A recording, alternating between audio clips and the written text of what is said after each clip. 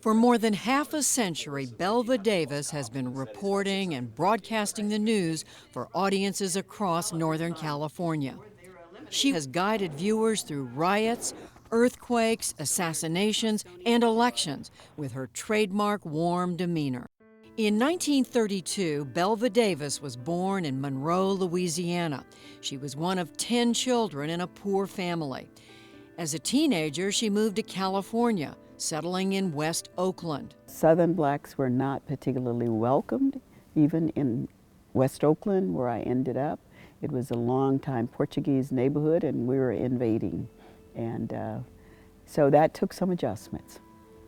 She was the first in her family to graduate from high school, but couldn't come up with $300 to go to college. She wasn't deterred.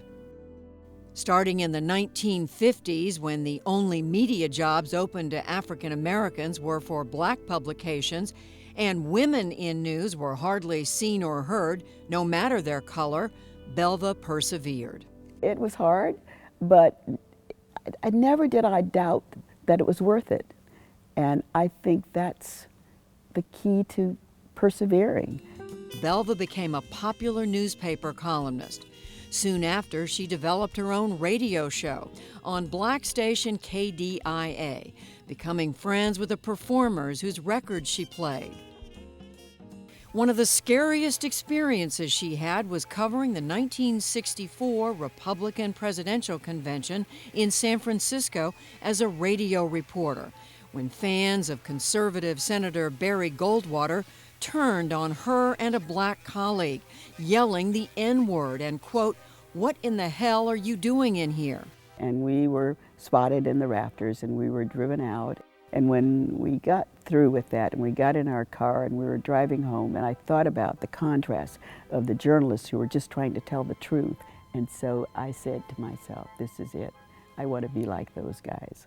In 1966, Belva was hired by KPIX as a general assignment reporter. She was the first African-American female TV reporter west of the Mississippi.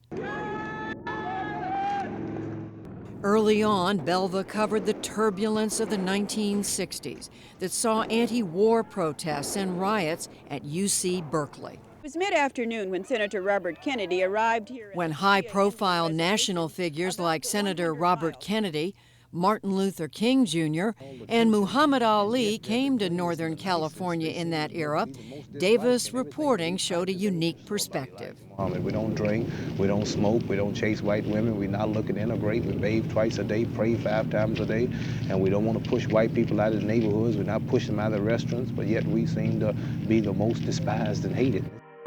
As president of the Board of Supervisors, it's my duty to make this announcement. And on that November day in 1978, Belva was there to help explain the unexplainable. Tonight we expand our program to 1 hour to bring you the tragic story of the murders of San Francisco Mayor George Moscone and Supervisor Harvey Milk. Over the years, Belva has been tireless in her efforts to give voice to those who most often are not heard.